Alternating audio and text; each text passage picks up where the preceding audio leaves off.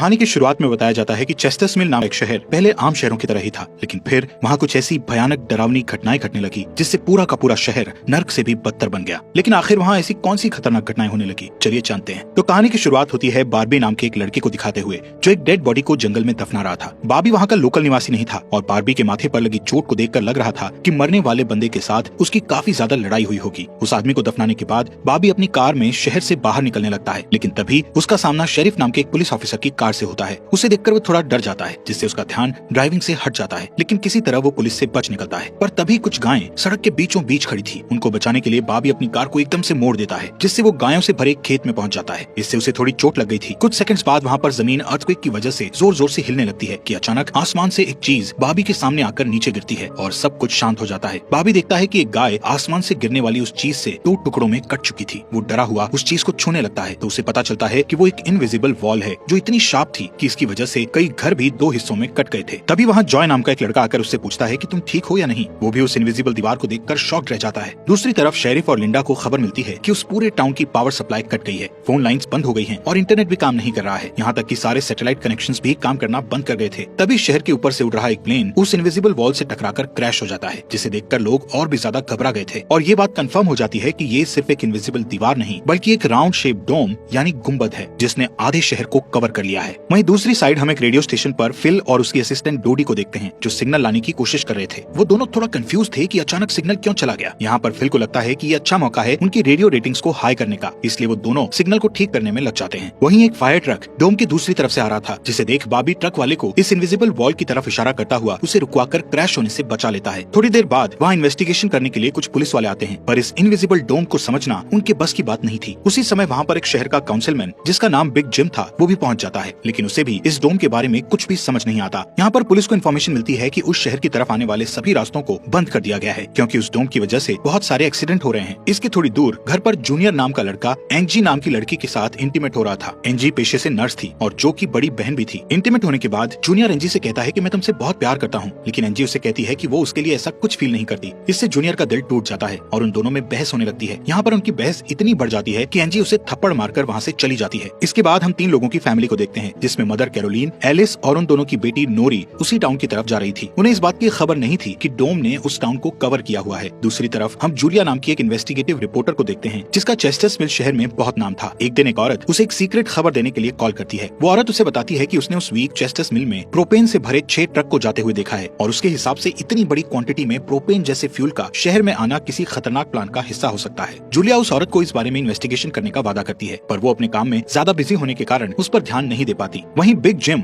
Radio station जाकर emergency की announcement करता है। कैरोलीन जो एलिस और नॉरी के साथ शहर में आ रही थी ये अनाउंसमेंट सुन लेती है, पर उन्हें लगता है कि ये किसी तरह का एडवर्टीजमेंट है, इसलिए वो इस अनाउंसमेंट पर ध्यान नहीं देती और उनकी कार डोम से टकराते टकराते बचती है, क्योंकि उससे पहले दूसरी तरफ से आ रहा एक ट्रक डोम से टकराकर क्रैश हो जाता है, जिसे देखकर वो तुरंत अपनी कार की ब्रेक लगा देती है। इतने बड़े इंसिडेंट को देखकर नॉरी के दौरे पड़ने लगते हैं, जिससे वो बेहोश हो जाती है, लेकिन बेहोश होने से पहले वो किसी पिंक स्टार के बारे में कहती है। अब यहाँ से नॉरी को जल्दी से हॉस्पिटल में ले जाया जाता है, जो कि टाउन में होने वाली घटनाओं से घायल हुए लोगों से भरा पड़ा था। वहीं जूलिया और बार्बी घायल हुए लोगों को हॉस्पिटल ला रहे थे। इसी हॉस्पिटल में जूलिया का हस्बैंड भी डॉक्टर था। वो उससे मिलने जाती है, लेकिन उस वक्त उसका हस्बैंड हॉस्पिटल में नहीं था। हॉस्पिटल में जूलिया को पता चलता है कि उसका हस्बैंड संडे को कभी काम नहीं करता था, पर वो जूलिया को हमेशा झूठ बोलता आ रहा था। हॉस्पिटल के बाहर हम बार्बी और एंजी को मिलते हुए देखते हैं। दोनों को साथ देखकर जूनियर के अंदर एक अलग सी जलन पैदा होती है। वहीं अब टाउन के बॉर्डर्स को सैनिकों द्वारा सील कर दिया जाता है। बहुत सारे साइंटिस्ट और एक्सपर्ट्स को भी इस अजीबो गरीब मुसीबत का असल कारण नहीं पता चलता, पर कुछ घंटों बाद बिग जिम प्रोपेन के बारे में बात करने के लिए शेरिफ से मिलता है। यहाँ पर उनकी बातों से हमें पता चलता है कि उनको इस डोम के बारे में पहले से थोड़ा बहुत पता था, पर वो इस पर खुलकर बात नहीं कर रहे थे। वहीं बार्बी को उस टाउन में एक दिन के लिए रुकना था, पर उसके पास ठहरने के लिए कोई जगह नहीं थी, इसलिए वो अपनी कार में ही रात बिताने का फैसला करता है। तभी जूनियर उसके पास आता है और उसे एंजी से दूर रहने को कहता है। धीरे धीरे उसकी बात धमकी में बदल जाती है। बार्बी हैरान होता है कि आखिर उसकी गलती क्या है। इसी बीच वहाँ जूलिया आ जाती है, जिससे वो झगड़ना बंद कर देते हैं। यहाँ से सीन शिफ्ट होता है और हम देखते हैं कि टाउन के ऐसे हालात से लापरवाह होकर एक जगह कुछ टीनेजर्स पार्टी कर रहे थे। इनमें जॉय भी था। जॉय एक लड़के से वहाँ के हालात पर बात करने लगता है, लेकिन अचानक जॉय को दौरा पड़ने लगता है और वो पिंक स्टार के बारे में बोलने लगता है, जैसे कि पहले नॉरी ने बोला था। वहीं जॉय की बहन एंजी घर पर अकेली होती है। तभी अचानक उसके घर में जूनियर घुसकर उसको किडनैप करके अपने फादर के टूटे फूटे शेल्टर में ले जाता है। यहाँ पर वो उसे बताता है कि मुझे पता है शहर को कवर किए इस डोम के बारे में। यहाँ पर एंजी को उससे ये भी पता चलता है कि बिग जिम ही जूनियर का फादर है। जूनियर एंजी को ये भी बताता है कि उसके फादर अपनी फैमिली की सुरक्षा को लेकर हमेशा चिंतित रहते थे, इसलिए उन्होंने फैमिली के लिए ये शेल्टर बनाया था। वहीं दूसरी साइड जूलिया बार्बी को अपने घर में ठहरने के लिए लाती है। तभी अचानक बाबी की नजर उसके हस्बैंड की फोटो पर पड़ती है और उसे रियलाइज होता है कि ये वही आदमी है जिसे उसने सुबह मारा था। दूसरी तरफ लिंडा और शेरिफ सभी व्हीकल्स पर नजर रख रहे थे ताकि कोई भी गलती से इस डोम से न टकरा जाए। तभी अचानक शेरिफ को अटैक आ जाता है और वो वहीं पर मर जाता है। अब यहाँ से हमें सुबह की घटना फ्लैशबैक में दिखाई जाती है, जहाँ बाबी टाउन में जूलिया के हस्बैंड जो डॉक्टर थे उनसे मिलने आया था। वो उनसे कुछ पेमेंट की बात करता है पर डॉक्टर उसे पेमेंट देने से इनकार कर देता है, जिस वजह से उन दोनों में झगड़ा हो जाता है और एक्सीडेंटली बाबी उसे गोली मार देता है। बाबी जानता था कि भले ही उसने उसे गलती से मारा है पर उसे इसकी सजा मिलेगी और इससे बचने के लिए उसने उसकी बॉडी को जंगल में दफना दिया। वहीं प्रेजेंट में सुबह उठकर बारबी देखता है कि उसके गले की चेन गायब है, तो वो जूलिया से इसके बारे में पूछता है। जूलिया उससे कहती है कि वो उसकी चेन को ढूंढकर उसे दे देगी, पर तभी बाबी को याद आता है कि वो चेन उस केबिन में ही गिर गया था जहाँ उसने उसके पति को मारा था। उधर जॉय अपने फ्रेंड बेन के साथ था जिसने पिछली रात सीजर के वक्त उसकी मदद की थी। बेन जॉय से पिंक स्टार के बारे में पूछता है जो उसने रात को दौरा पड़ते वक्त कहा था, लेकिन जॉय को उसके बारे में कुछ भी याद नहीं आ रहा था। वहीं रेडियो स्टेशन में डोडी एक स्पेशल डिवाइस की मदद से डोम के बाहर वाले लोगों से कांटेक्ट करने में सक्सेसफुल हो जाती है। वो सोल्जर्स को आपस में बात करते हुए सुन सकती थी पर वो उनसे कुछ नहीं कहती। वहाँ सोल्जर्स भी कंफ्यूज थे कि आखिर ये इनविजिबल वॉल क्या है। दूसरी तरफ बिग जिम रेस्टोरेंट में बैठा ब्रेकफास्ट कर रहा होता है कि लिंडा वहाँ आकर उसे शेरिफ के मरने की खबर सुनाती है, जिससे वो लोग तुरंत बंकर में डेड बॉडीज को दफनाने वाले के पास जाते हैं जिसका नाम लेस्टर था। उधर एंजी शेल्टर में किसी को मदद के लिए बुलाने की पूरी कोशिश करती है पर वो कामयाब नहीं होती। तभी जॉय वहाँ आता है और उसे चेन के जरिए बेड से बांध देता है। वहीं बिग जिम लेस्टर को अपने साथ लेकर आता है जो कि शेरिफ का ही दोस्त था। शेरिफ की मौत से वो बहुत दुखी और परेशान हो जाता है। जब लिंडा उनके आसपास नहीं होती तब वो और बिग जिम पिछले महीने होने वाले प्रोपेन के इंपोर्ट के बारे में बात करते हैं कि प्रोपेन के इंपोर्ट में उन तीनों का ही हाथ था और उन्होंने टाउन वालों से ये बात छुपाई थी। शेरिफ की मौत से ये कंफर्म हो गया था कि वो उनकी इन्वॉल्वमेंट के बारे में किसी को कुछ नहीं बता पाएगा, जो कि उनके लिए अच्छी खबर भी थी। उसी दिन बाद में लिंडा पुलिस स्टेशन आती है तो देखती है कि बिग जिम शेरिफ के ऑफिस में कुछ ढूंढ रहा है। लिंडा के पूछने पर जिम उसे कहता है कि वो वहाँ शेरिफ की वसीयत के पेपर्स ढूंढ रहा है, लेकिन असल में वो वहाँ प्रोपेन के इंपोर्ट से जुड़े पेपर्स को ढूंढने आया था जो उसे और लेस्टर को परेशानी में डाल सकते थे। वो तुरंत बाहर आकर शेरिफ को बताता है कि मुझे लगता है वो पेपर शेरिफ के घर में होंगे, जिन्हें लाने के लिए वो लेस्टर को तुरंत उसके घर भेजता है। इसी बीच जूलिया जल्दी से रेडियो स्टेशन पर डोडी के पास जाती है, जहाँ वो देखती है कि वो लोग डिवाइस के जरिए डोम के बाहर खड़े सैनिकों की बातचीत सुन सकते हैं। उनकी बात सुनने पर जूलिया को पता चलता है कि वो लोग जमीन खोदकर डोम को बाहर निकालने की कोशिश कर रहे हैं, पर वो इस काम में कामयाब नहीं हो पा रहे हैं। इसके बाद जूलिया रेडियो के जरिए पूरे टाउन में डोम वाली खबर को फैला देती है, जिससे लोगों में डर पैदा हो जाता है और लोग घबरा जाते हैं। वहीं जॉय और बेन बॉर्डर के पास साइंटिस्ट को अपना काम करते हुए देखते हैं। साइंटिस्ट ये देखते हैं कि डोम के ऊपर पानी का क्या असर होता है, पर उन्हें ज्यादा कुछ समझ नहीं आ रहा था, जिससे वो किसी नतीजे पर नहीं पहुंच पाते। वहीं जॉय देखता है कि ये डोम एक छलनी की तरह है। वो बेन से बताता है कि इस डोम में से बिल्कुल मामूली सा पानी आर पार जा सकता है। दूसरी ओर बारबी अपनी चेन ढूंढने जूलिया के हस्बैंड डॉक्टर के केबिन में जाता है। वहाँ उसे उसका चेन मिल जाता है, पर तभी जूनियर वहाँ आकर उसे देख लेता है। जूनियर उससे पूछता है कि क्या तुम एनजी के साथ सोए थे। यहाँ पर बारबी को लगता है कि शायद उसने उसे चेन ढूंढते हुए देख लिया है और इसीलिए वो जूनियर को ऐसे ही वहाँ से जाने नहीं दे सकता था, इसलिए वो जूनियर को बहुत बुरी तरह से पीटने लगता है। वहीं हम देखते हैं कि लेस्टर शेरिफ के घर पहुंचकर प्रोपेन इंपोर्ट के पेपर्स को ढूंढने लगता है। कुछ टाइम बाद उसे वो पेपर्स ड्रॉवर में मिल जाते हैं, तभी वो उन्हें जला देता है। जब वो वहाँ से जाने लगता है तो उसका पैर लगने से पेपर्स की आग घर के पर्दों पर लग जाती है, जिससे आग की लपटें पूरे घर में फैल जाती हैं और पूरा घर जलने लगता है, जिसे देखकर जल्दी ही बहुत सारे लोग जमा हो जाते हैं और आग बुझाने की कोशिश करते हैं, पर फायर ट्रक के बिना आग बुझाना नामुमकिन था। अगर वो लोग घर को जलने देते तो डोम के अंदर का टेम्परेचर बहुत बढ़ जाता, जिससे लोगों की जाने भी जा सकती थी, इसलिए सब मिलकर आग बुझाने में लग जाते हैं। बाबी लोगों को आग बुझाने में लीड करता है। तभी लिंडा को घर के अंदर से लेस्टर की चीखने की आवाजें सुनाई देती है। वो अंदर जाकर उसे घसीट कर बाहर निकाल लाती है और इलाज के लिए डॉक्टर के पास भेज देती है। यहाँ पर लोगों को आग बुझाने में 1 घंटे के बाद भी कामयाबी नहीं मिलती, उल्टा आग और बढ़ जाती है। आखिर में जिम लोडर लेकर आता है और घर को गिरा देता है। तब कहीं जाकर आग शांत होती है। इसके बाद सारे थके हुए लोग इकट्ठा होते हैं। उनमें से पॉल नाम का एक पुलिस वाला फ्रस्ट्रेट होकर कहता है कि हम सभी लोग इस डोम से कभी भी बाहर नहीं निकल पाएंगे, क्योंकि ये डोम आग से जो धुआं निकला है उसे बाहर नहीं निकलने दे रहा। वो कहता है कि हम सभी इस डोम के अंदर ही मरने वाले हैं। इतना कहता हुआ वो हवा में गोली चला देता है, जो कि डोम से टकराकर एक दूसरे पुलिस वाले को लग जाती है और वो तुरंत मर जाता है। यहाँ पर पॉल को अरेस्ट कर लिया जाता है। अंधेरा होने पर जॉय और उसके दोस्त स्केटिंग के लिए जाते हैं। तभी वहाँ पर नोरी जॉय के पास आकर उसे कहती है कि उसे अपना फोन चार्ज करना है। जॉय उसे अपने घर ले जाता है, क्योंकि उसके घर में जनरेटर था, जो कि उस टाउन के गिने चुने घरों में ही था। उधर लिंडा पॉल को जेल लेकर आती है। वहाँ कुछ लोग पुलिस स्टेशन के बाहर प्रोटेस्ट कर रहे थे। असल में वो लोग पुलिस के घटिया सिस्टम का विरोध कर रहे थे। जिम उन सबको ये कहकर शांत करता है कि जरूरत पड़ने पर उन सबकी मदद की जाएगी। लॉकअप में बंद होने के बाद पॉल को हार्ट अटैक आ जाता है, जिससे लिंडा उसकी मदद के लिए दौड़कर अंदर जाती है, लेकिन तभी उसे पता चलता है कि पॉल सिर्फ अटैक आने की एक्टिंग कर रहा था। इसी मौके का फायदा उठाकर पॉल उसे धकेलकर उसे लॉकअप में बंद करके वहाँ से भाग जाता है। इधर बंकर में जूनियर फिर से एनजी के पास जाता है। एनजी समझ चुकी थी कि अगर उसे यहाँ से निकलना है तो उसे जूनियर को झूठे जाल में फंसाना पड़ेगा, इसीलिए वो उससे अपने बचपन की यादें साझा करती है, जब वो दोनों एक बंद टनल में जाया करते थे, और कहती है कि हो सकता है डोम का टनल पर कोई असर नहीं हुआ हो तो वो लोग बाहर जा सकते हैं। यहाँ पर एनजी सोचती है कि अब वो उसके प्यार के जाल में फंस गया है तो शायद वो उसे छोड़ दे, लेकिन ऐसा कुछ नहीं होता। जूनियर जूनियर अकेले ही उस टनल में जाने का प्लान बनाता है। वहीं जिम जब पुलिस स्टेशन में आता है तो पॉल की जगह लिंडा को लॉकअप में बंद देखता है। वो तुरंत उसे लॉकअप से बाहर निकालता है। उन्हें पता चलता है कि पॉल अपने साथ एक राइफल और कुछ गोलियां लेकर गया है। लिंडा तुरंत उसकी तलाश में जंगल की ओर निकल जाती है, क्योंकि उसे पता था कि पॉल अक्सर शिकार करने जंगल की तरफ जाया करता था। वहीं जिम पॉल को पकड़ने के लिए एक टीम तैयार करता है। उधर रेस्टोरेंट में बैठी कैरोलीन को नॉरी की फिक्र हो रही थी, क्योंकि वो पिछली रात अपनी दोनों मदर्स को बिना बताए जॉय के घर रुक गई थी। वहीं जिम लोगों से पॉल को तलाश करने के लिए उसकी टीम ज्वाइन करने को कहता है। वो बाबी से भी उनके साथ चलने को कहता है, क्योंकि वो आग बुझाने में अच्छा लीडर साबित हुआ था। इसके बाद वो लोग जंगल में जाने लगते हैं। रास्ते में बार्बी अपनी खूबियां दिखाता हुआ उनसे कहता है कि वो मिलिट्री में भी रह चुका है। वहीं दूसरी ओर जूलिया जूनियर को टनल की तरफ जाते हुए देखती है। वो उससे रोककर पूछती है कि वो बैग पैक करके कहाँ जा रहा है, लेकिन जूनियर बहुत जल्दी में था और वो नर्वस भी था। वो कहता है कि मैं बस यहीं पास में अपने दोस्त से मिलने जा रहा हूँ। इससे जूलिया का शक उस पर और भी बढ़ जाता है और वो उसका पीछा करती हुई टनल तक पहुँच जाती है। उधर जॉय के घर पर जॉय और नॉरी साथ में नाश्ता कर रहे थे। जॉय पहले कभी किसी लड़की के साथ अकेला नहीं रहा था, इसलिए थोड़ा नर्वस फील कर रहा था, जबकि नॉरी कॉन्फिडेंट थी और बातचीत में भी हाजिर जवाब थी। तभी बेन और दो लड़कियों को अपने साथ लेकर उसके घर आ जाता है, जिन्हें फोन चार्ज करना था। उन्हें इम्प्रेस करने के लिए बेन को जनरेटर यूज करना था, जिसके लिए जॉय बेन को थोड़ी बेदिली से इजाजत दे देता है, क्योंकि उस टाउन में जनरेटर एक बहुत काम की चीज थी और इस तरह उसका मिसयूज करना उसे सही नहीं लग रहा था। उधर जंगल में हम देखते हैं कि सर्च टीम पॉल को ढूंढ लेती है, पर उसी टाइम पॉल एक लड़के की टांग में गोली मार देता है। दूसरा लड़का भी उसे संभालने के लिए वहीं रुक जाता है, जबकि जिम और बार्बी पॉल के पीछे भागते हैं। दूसरी तरफ जूनियर टनल के आखिरी सिरे पर पहुंच जाता है, जहां पहुंचकर उसे पता चलता है कि डोम ने टनल को भी कवर किया हुआ है। वो दीवार के बिल्कुल करीब पहुंच जाते हैं, जिससे उसकी टॉर्च जलने लगती है। तभी जूलिया वहां आकर उसे वार्न करती है। जूलिया को देखकर जूनियर को बहुत गुस्सा आता है, क्योंकि वो उसका पीछा कर रही थी। इस बात से जूनियर पागलों की तरह उस इनविजिबल वॉल को मुक्के मारने लगता है, जिससे जूलिया उसे रोकती है। फिर दोनों बैठकर बात करने लगते हैं। जूलिया उसे बताती है कि अपने पास्ट में की गई एक गलती की वजह से वो जर्नलिस्ट की इस बेकार सी जॉब में फंस गई है। उधर जॉय का घर लोगों से भर जाता है, जो अपनी अपनी जरूरत के लिए उसके जनरेटर को यूज करने के लिए आए थे। एक बदमाश लड़का लोगों से जनरेटर यूज करने के बदले में पैसे वसूलने की कोशिश करता है, जो कि उसका था ही नहीं, लेकिन उसके खिलाफ बोलने की किसी में हिम्मत नहीं थी। ये देखकर नॉरी सब कुछ हैंडल करने के लिए आगे बढ़ती है, पर मामला और भी ज्यादा गर्म हो जाता है। लेकिन इससे पहले कि कुछ गलत होता तभी लाइट ही चली जाती है। नॉरी इस बात से बहुत खुश होती है कि जॉय ने उस बहस में उसका साथ दिया। वहीं जंगल में बाबी और जिम पॉल तक पहुंच जाते हैं, पर पॉल ने अपनी राइफल निकाल रखी थी, जिससे वो जिम को मारने ही वाला था कि तभी पीछे से लिंडा आकर उसे शूट कर देती है। और आपको ये अंडर द डोम सीरीज यहाँ तक कैसी लगी? इस सीरीज के नेक्स्ट एपिसोड लाएं या नहीं, कमेंट बॉक्स में हमें जरूर बताएं।